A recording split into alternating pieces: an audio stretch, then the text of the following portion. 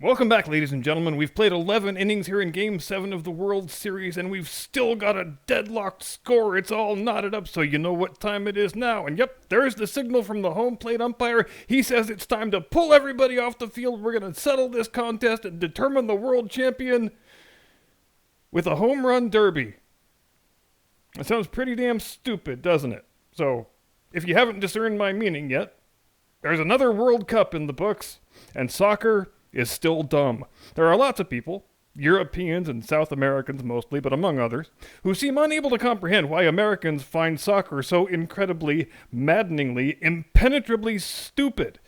And here's the most obvious answer. Because you're supposed to play the game until there's a winner, and especially in the playoffs, and even more especially when you are determining the championship of the world's most popular sport.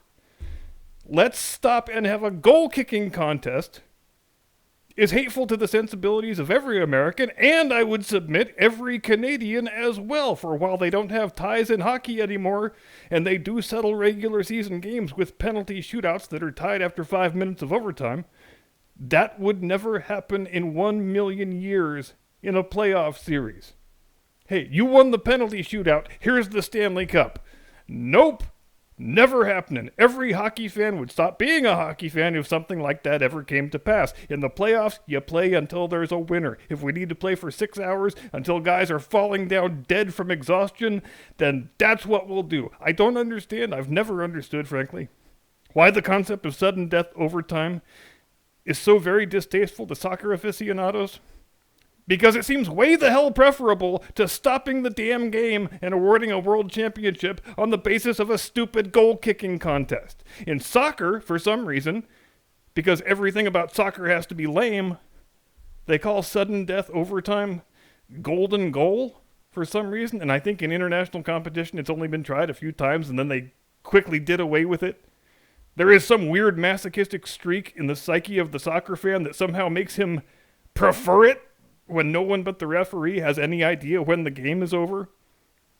And that flies in the face of American Canadian sensibilities on how you properly determine the winner of a sporting contest. In the North American psyche, fair play and transparency demand that all competitors and spectators know that the game is going to end when the stadium clock hits 0. Investing one man with unreviewable authority to time the game as he sees fit and add as much extra time as he likes, to the American mind, that sounds like nothing but an invitation to corruption and bribery, and it often winds up being just that. To fix a World Series, you need at least half a dozen players in the tank, and even then, it's still not a sure thing, as evidenced in 1919 when the series went 1 game short of the distance, even though one of the teams was trying to lose.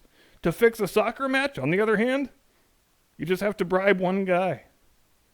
And here's another reason why America will never be a nation of soccer fans.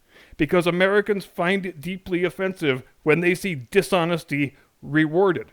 And in a soccer game between two evenly matched sides in a neutral venue with everything else being equal, the team that does a more convincing job of faking injuries is practically assured of being the winner. If you've ever watched a soccer game in your life, you know how this routine goes. There's some sort of minor contact between two guys.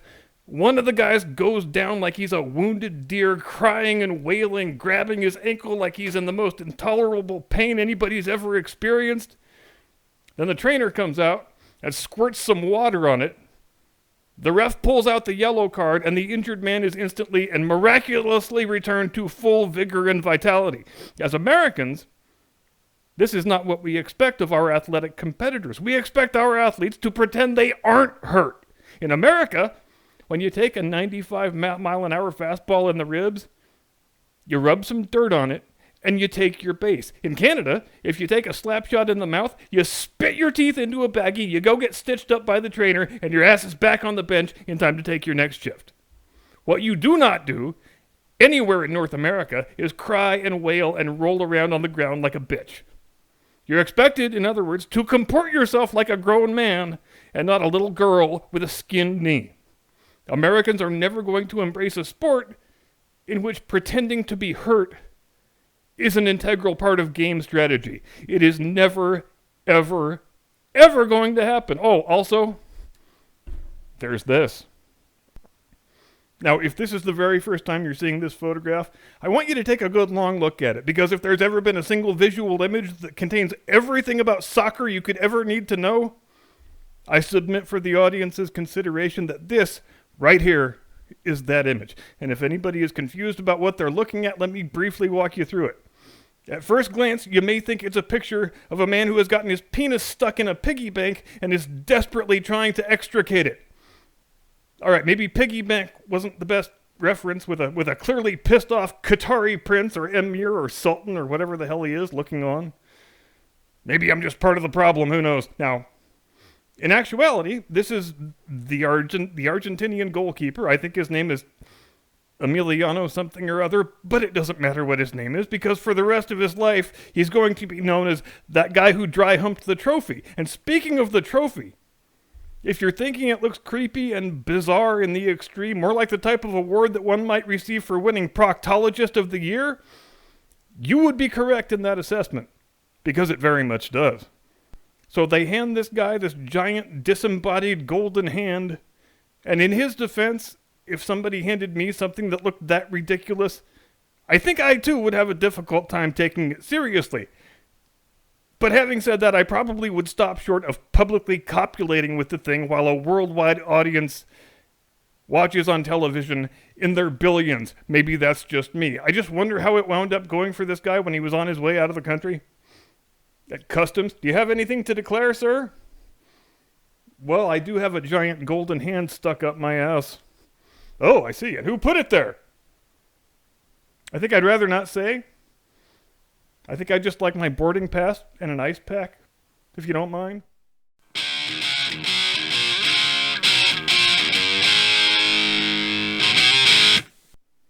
From high atop the battlements of Castle Curmudgeon, where we make the disembodied hand trophies out of real disembodied hands, good evening, Mr. and Mrs. America, and all ships at sea. Welcome to the program. I am your eponymous host and humble servant.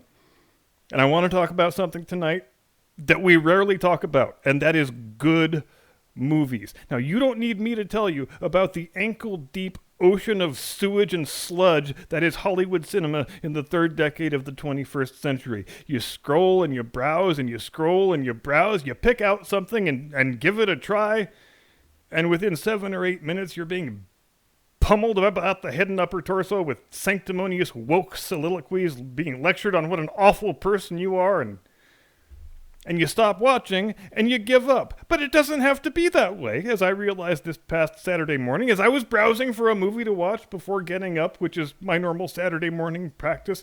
So I open up HBO Max, and it gives me a pop-up.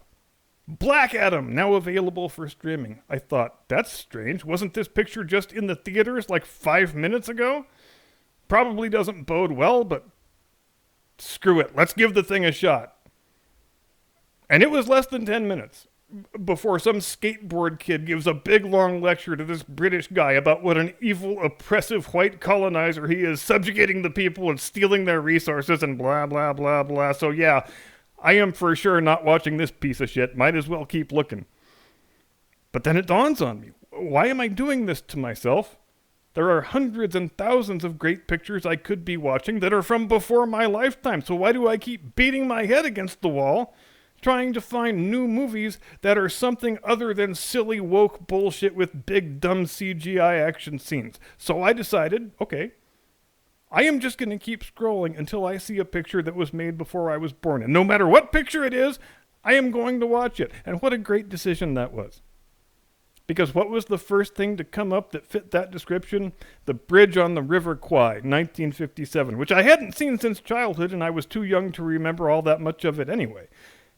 And what a revelation it can be. The joy of watching a brilliant motion picture lavishly photographed with a top-notch director, cast, and crew, where the characters all have clear and understandable motivations, where the screenwriters pose a whole series of complex moral questions, but they don't attempt to answer any of them. They leave all that to the viewer, whose intelligence they feel no need to insult. And that might be the biggest departure of all between the screenwriting art as it existed 60 or 70 years ago and what passes for the screenwriting art today. Screenwriters still like to ask complex moral questions, But they have to give you the answer as well and make it clear that if you arrive at any other conclusion, then obviously you're a filthy, istophobic, bigot bastard. So I watched the whole movie, and then I turned around and watched it all again because I enjoyed it that damn much. And then later on that evening, I watched another great old picture, The Great Escape from 1963, Steve McQueen, all those guys, another one I haven't seen since childhood. And it was interesting watching those two pictures in succession because while they're very different films in a variety of ways, they both concern themselves ultimately with the same question. What is the duty of an officer who has been captured by the enemy? In River Kwai, Colonel Nicholson, played by Alec Guinness in the role that won him his knighthood and his Oscar, acknowledges the fact that the Articles of War traditionally demand that captive officers are supposed to make every attempt to escape, and if possible to facilitate the escape of the enlisted men under his command. And if escape is not a feasible option, then one's duty is to harass the enemy in any way one is able, so as to degrade his manpower resources by making him commit more guards to guard you, the principle being that every soldier they have to bring into to guard the prison camp is one more soldier they don't have out on the battlefield. But Nicholson finds himself in what he considers a bit of a murky gray legal area because he was expressly ordered by his superiors after the fall of Singapore to lay down his arms and submit himself and his regiment to Japanese captivity. And since he's a British officer for whom following orders to the letter is pretty much a sacred creed, he decides that there aren't going to be any escape attempts because in so doing he would be violating a direct order as he sees it. In The Great Escape, on the other hand, nobody has any such qualms. The prisoners and their German captors, they all freely acknowledge that it's an officer's duty to attempt escaping. And while the Germans are frustrated by the frequency of the escape attempts, they don't begrudge the fact that they're trying. And when guys get busted trying to escape, they get thrown into solitary for 2 or 3 weeks, and everybody knows the drill. And I think it's fascinating that in these two films, both of which were made shortly enough after the end of the war, that most of the actors were veterans themselves, and some had actually been POWs in real life. But neither the Germans nor the Japanese are shown engaging in any physical maltreatment of the prisoners, aside from overwork and isolation, which I think is especially surprising in the case of the Japanese because in most of the movies that have been made since then, where that have depicted Second World War Japanese prison camps, the guards and their officers are nearly always portrayed as just cartoonish, sadistic thugs who beat and maim and kill people just because they enjoy it. But there is not any of that in Bridge on the River Kwai. The Japanese guards and their officers and their commander, Colonel Saito, they're portrayed as fully formed characters with clear and understandable motivations. Saito doesn't want to finish the bridge before the deadline just because he enjoys brutalizing prisoners. He wants to finish before the deadline because if he doesn't, he's going to be expected to ritually disembowel himself. In both films, the captors are portrayed as people and not as caricatures who act the way one might expect real people in their situation to act. And if you take that away, if you reduce it to, oh, I am the evil Nazi colonel and I will beat you because I enjoy the violence and the brutality, then you've just taken out much of the moral complexity that makes both pictures such great works of art. I had been meaning to watch The Great Escape since, God, for a year or two now, since I saw the last Tarantino picture, Once Upon a Time in Hollywood, which features a sequence where the Steve McQueen character from The Great Escape has been replaced with Leo DiCaprio. So how many layers of make-believe is that anyway? Leo DiCaprio as Rick Dalton playing Steve McQueen playing Captain Virgil Hiltz. I think we might fracture the fabric of the space-time continuum if we talk about that one too long. I also, when watching Alec Guinness's performance in River Kwai, I came to a rather stunning realization about Star Wars. Now, as most Star Wars fans know, when George Lucas was writing his first draft, he wanted Obi-Wan Kenobi to be played by Toshiro Mifune, the great Japanese actor from all of the Akira Kurosawa pictures. That's a lot of the reason why the Jedi dressed like samurai and used bladed weapons and all that. But Mifune, he didn't want anything to do with American/British cinema, as it turns out, so they couldn't get him to do it. But in a great stroke of luck, they did manage to get Sir Alec Guinness to play the role.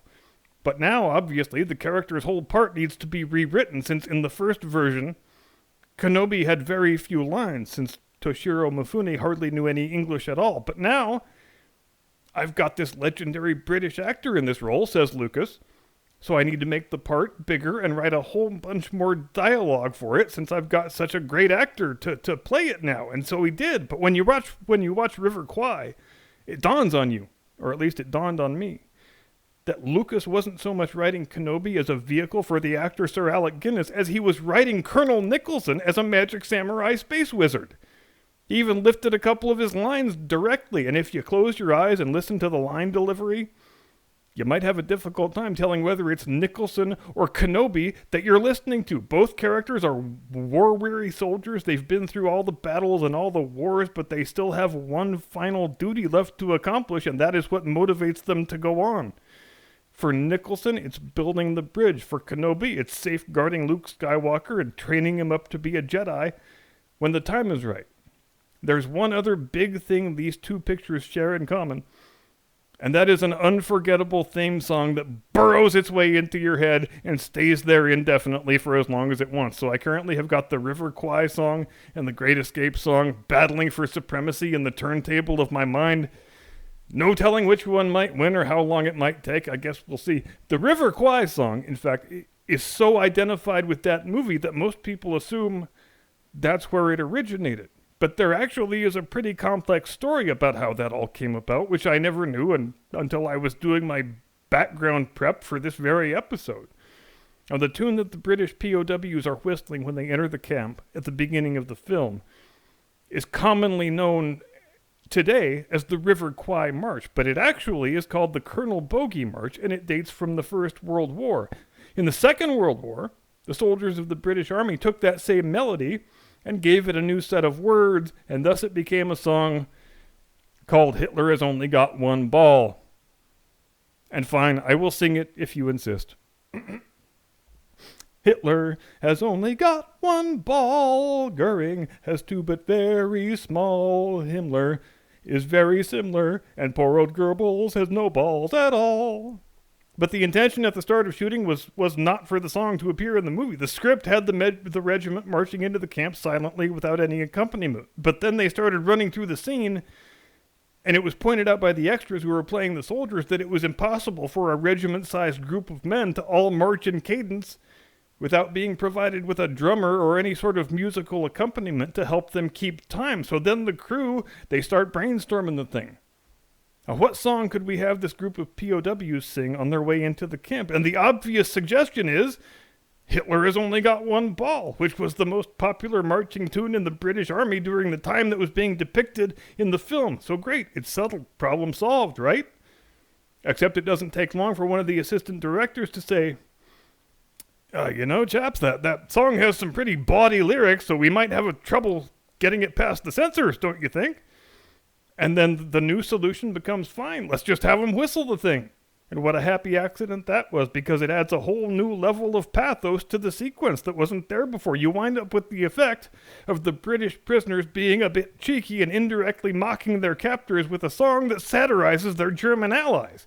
But the Japanese have no idea that's what's happening, because the song is only being whistled and not sung. Now, the main theme from The Great Escape, it's a similar melody and a similar key, but it's used in that film in a much different way.